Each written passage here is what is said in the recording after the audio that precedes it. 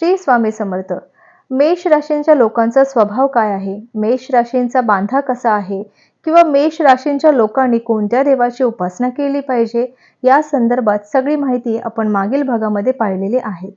त्याचबरोबर आता आपण पाहणार आहोत की या मेष राशींच्या लोकांसाठी शुभवार कोणता, शुभ तारखा कोणत्या, त्याचबरोबर मेष राशींची मित्र राशी कोणती, शत्रू राशी कोणती, त्याचबरोबर ह्या मेष राशींच्या लोकांना कोणते रोग लगेचच होणार आहेत किंवा कोणत्या रोगांपासून तुम्हाला तुमचा बचाव केला पाहिजे, तुमचा भाग्योदय काळ कोणता, तर याची संपूर्ण माहिती आपण या भागामध्ये बघणार आहोत. त्यामुळे अगदी स्किप न करता व्यवस्थितपणे जर ही माहिती समजून घेतली तर तुमच्या जीवनामध्ये जर मेष राशींची जी लोक आहेत त्यांच्या जीवनामध्ये ज्या काही अडचणींना तुम्हाला तोंड द्यावं लागत असेल, निदान त्या अडचणी कमी होण्यास मदत होईल.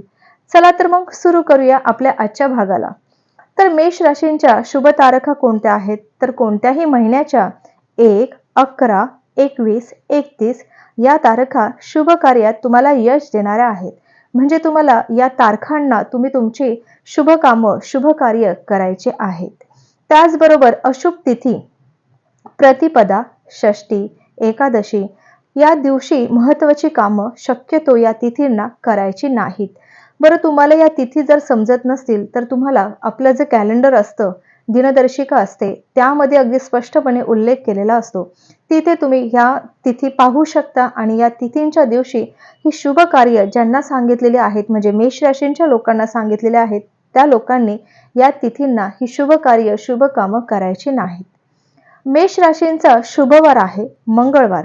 अगदी त्यांना मंगळवारी तुम्ही कोणतेही जरी काम करायला हाती घेतलं तरी ते काम तुमचं अगदी निर्विघ्नपणे पार पडणार आहे. कारण की मेष राशींचा शुभवार मंगळ असल्यामुळे आणि मेष राशींचा शुभवार हा मंगळवार असल्यामुळे तुम्ही अगदी बिनधास्तपणे या दिवशी कोणत्याही शुभ कार्यास सुरुवात करू शकता. त्याचबरोबर मेष राशींचा घातवार म्हणजे अशुभ वार हा रविवार आहे. तर या रविवारी तुम्हाला कोणतेही शुभ कार्य, शुभ काम किंवा कोणत्याही नवीन कामाची सुरुवात या रविवारी करायचे नाही. मेष राशींच्या व्यक्तींनी रसायनशास्त्र, विज्ञानशास्त्र, सर्जरी, वैद्यकीय व्यवसायांचे किंवा electrical, agriculture, mechanical line, fire ब्रिगेडचे अग्नितत्वाशी संबंधित असणारे शिक्षण घ्यावे. त्यात ते अगदी यशस्वी होतील. कारण की मेष राशींचा मेष राशींचा मंगळ हा खूप स्ट्रॉंग असतो. त्यामुळे अग्नितत्वाशी ज्या काही संबंधित हे जे आपले शिक्षण आहे, तर हे शिक्षण जर मेष राशींची लोक घेत असतील तर ते त्यांना यशस्वी झाल्याशिवाय मागे पडणार नाही. कारण की ह्या लोकांना ह्या कामामध्ये भरपूर सारं यश मिळण्याची जास्त अगदी शक्यता आहे.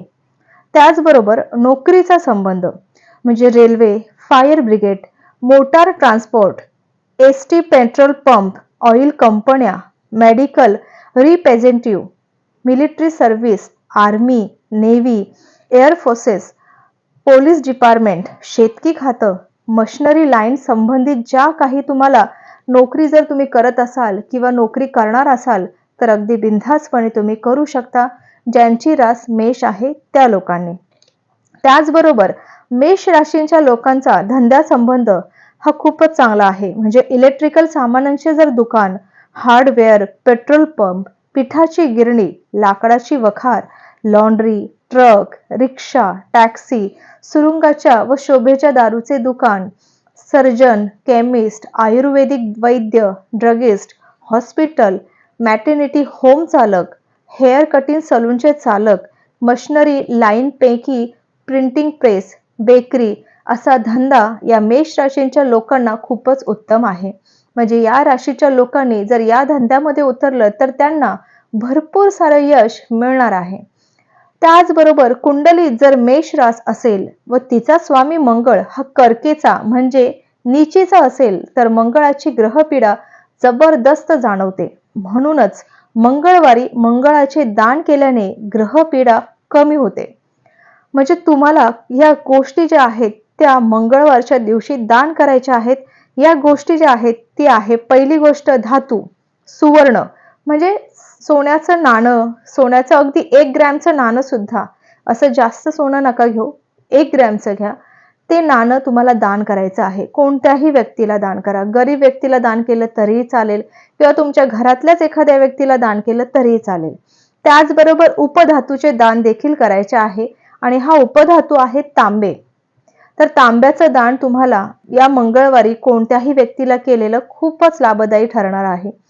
त्याचबरोबर रत्न म्हणजे म्हणजे मेष राशींच्या लोकांसाठी रत्न म्हणजे हे रत्न आहे पवळं.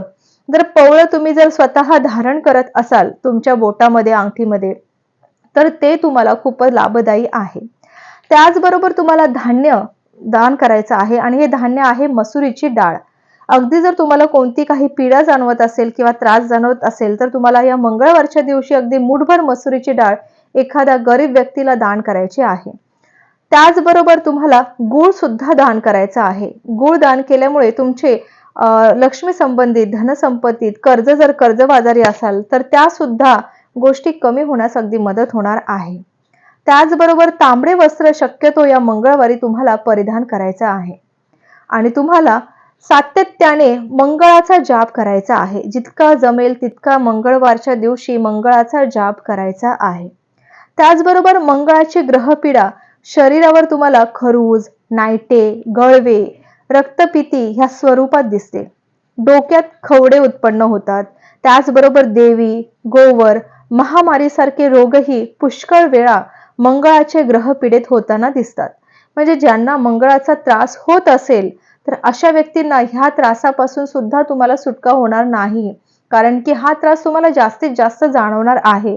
त्याचमुळे तुम्हाला मंगळाची महादशा कमी व्हावी असं जर वाटत असेल तर शक्यतो मी मागे सांगितलं आहे की ह्या गोष्टी दान करा किंवा मंगळवारच्या दिवशी गूळ दान करा. ह्या गोष्टी तुम्ही सातत्याने करत राहायच्या आहेत जेणेकरून हे जे म्हणजे मंगळाचे ग्रहपीडा आहे म्हणजे तुम्हाला ह्या काही जे आजार आहेत त्या आजारापासून निदान मुक्तता मिळण्यास मदत होणार आहे. त्याचबरोबर मंगळाचा संबंध कसा आहे तर मंगळाचा संबंध भावंडांचे सुख, सामर्थ्य, धैर्य, पराक्रम, रोग, शास्त्रविद्या, ऑपरेशन यांच्याशी येतो. षष्टात मंगळ हमखासच शस्त्रक्रिया घडवतो. म्हणजे मंगळ जर बिघडला तर रास तुमची मेष असेल तर रक्त, रेत याचा विकार हा हमखास होतोच होतो. मंगळामुळे अपघाताचे प्रसंग सुद्धा उद्भवतात. उंचावरून पडणे, जखमा होणे, शस्त्र लागणे, भाजणे, कापणे हे प्रकार सुद्धा घडतात. ज्याच्या कुंडलीत मंगळ हा नीच राशीत अशुभ दृष्टीत असेल व मेष रास असेल तर हे योग हमखासच येतात आणि मेष राशीला मंगळाच्या महादशेत ही फळे प्रामुख्याने अनुभवायला येतात. अष्टोत्तरी महादशा मंगळाची 8 वर्ष असतात तर विषोत्तरी महादशा 7 वर्ष असतात. म्हणूनच मंगळाचा प्रभाव म्हणजे मंगळ पीडेपासून जर मुक्तता हवी असेल तर सातत्याने मंगळाचा जाप करणं फार महत्वाचं आहे. त्याचबरोबर मंगळाची नवग्रह पीडा एक पुस्तक मिळतं. त्या पुस्तकामध्ये मंगळ ग्रह स्तोत्र जे आहे ते रोज सातत्याने तुम्हाला 8 वेळा वाचायचं आहे जेणेकरून मंगळाची जी महादशा मेष राशींच्या लोकांना लागलेली असते ती निघून जाण्यास मदत होते. त्याचबरोबर मेष राशींची मित्र रास आहे वृश्चिक, सिंह, मीन व धनु. या राशीपासून मेष राशीला खूपच फायदा होताना दिसतो. त्याचबरोबर मेष राशींची शत्रू राशी आहे मकर, कुंभ, कन्या व तुळ. या राशीपासून मेष राशीला खूप तोटा होताना सुद्धा दिसतो. मेष राशीला होणारे रोग म्हणजे मेष राशींच्या लोकांना सातत्याने हे रोग आढळलेले आहेत झालेले. तर हे रोग कोणते आहेत तर अर्धशिशी सतत दुखणे म्हणजे डोकं हे नेहमी दुखत राहणं, मूत्रपिंडाचे म्हणजे किडनीचा विकार, डोळे दुखणे, खुपऱ्या होणे, कावीळ होणे, उष्णतेचे विकार, ज्वर, खरूज, जखमा व अपघात, ॲक्सिडंट, रक्त नासणे, ब्लड प्रेशर, क्षय, उकळते पाणी, अंगावर पडणे, इलेक्ट्रिकचा शॉक बसणे असे हे मेष राशीला होणारे रोग आहेत. ह्या मेष राशींच्या लोकांना मंगळामुळे हे सर्व रोग उद्भवत असतात. त्यामुळे मी सातत्याने सांगत आलेले आहे की मंगळाचा जाप, मंगळ ग्रह स्तोत्र सातत्याने जाप करत राहा जेणेकरून ह्या सर्व रोगांपासून, ह्या सर्व पीडेपासून तुम्हाला मुक्तता मिळण्यास मदत होणार आहे. त्याचबरोबर मेष राशींचा विशेष भाग्योदय काळ कोणता आहे वय वर्ष 25 ते 35 किंवा 45 ते 52, आयुष्य 28व्या वर्षापासून स्थिर होऊ लागते. म्हणजे मेष राशींचा भाग्योदय दक्षिण दिशेला जास्त आहे. तर त्यामुळे ह्या राशींच्या लोकांना ह्या पद्धतीने म्हणजे तुम्ही आता समजू शकला असाल, की मेष राशींची ज्यांची रास मेष आहे, त्या राशींच्या लोकांना इतके साऱ्या पीडेपासून, इतक्या साऱ्या संकटांपासून सामोरं जावं लागत आहे किंवा तुम्हाला कोणतेही त्रास जाणवत आहे किंवा तुम्हाला आता जाणवलंही असेल, की हा त्रास मेष राशींचे जे लोकं आता ऐकत असाल, तर खरंच हा त्रास मला होत आहे. तर ह्या राशींच्या लोकांना इतकंच सांगणं आहे, की मंगळ हा तुमच्या राशीला खूपच अनुकूल असा ग्रह आहे. म्हणजे मंगळ तुम्हाला चांगलीही दशा दाखवतं, मंगळ तुम्हाला वाईटही दशा दाखवतो. त्यामुळे नेहमी एक गोष्ट लक्षात ठेवा, की जसा आपल्याला ग्रह एखादा चांगला आणि वाईट हे दोन्ही अनुभव देत असतो, तर आपल्याला नेहमी चांगला अनुभव मिळावा यासाठी या मंगळाची नेहमी आपल्याला सेवा करायची आहे, पूजा-अर्चा करायची आहे. म्हणजे आता मंगळ ग्रहाची पूजा-अर्चा करणं शक्य नसेल, तर किमान मंगळाचा जाप करणं किंवा मंगळ ग्रह स्तोत्र वाचणं किंवा नवग्रह स्तोत्र किंवा नवग्रह कवच हे पूर्ण तुम्ही रोज सातत्याने जाप करत राहिल्यामुळे तुमच्या ज्या काही तुम्हाला जीवनामध्ये पीडा जाणवत असतील, संकट जाणवत असतील, तर लवकरच तुम्हाला या संकटेपासून, पीडेपासून मुक्तता मिळणार आहे.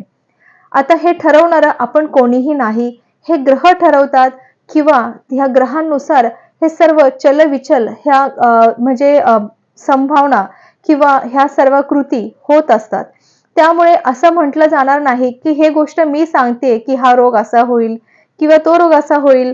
हे मी सांगणारी नाही, तर हे ग्रह ठरवणारे असतात. आपल्या राशीला कोणता ग्रह अनुकूल आहे, ग्रहांची स्थिती कोणती आहे, कोणता ग्रह कोणत्या स्थितीत गेल्यावर काय होईल, हे सर्व ग्रह ठरवत असतो आणि या ग्रहांनुसारच आपल्या शरीरामध्ये, आपल्या जीवनामध्ये हालचाली जाणवत असतात. त्यामुळे जरी कोणाला ह्या व्हिडिओपासून जर काही वाईट वाटत असेल किंवा माझ्याकडून काही चुकलं असेल बोलण्यात, तर माफी असावी. पण हे आपण जे ऐकलं आहात, जर तुम्हाला याच्यातून काही चांगलं शिकायला मिळालं असेल किंवा काही चांगलं अनुभवायला मिळालं असेल, तर नक्कीच खूप खूप धन्यवाद आणि तुम्हाला असेच अजून सारे राशींबद्दल माहिती असे व्हिडिओ तुम्हाला पुढील भागात ऐकायला जरूर मिळणार आहेत. चला तर मग भेटूया पुन्हाच अशा नवनवीन माहितींसह, व्हिडिओसह. तोपर्यंत श्री गुरुदेव दत्त, श्री स्वामी समर्थ महाराज की जय.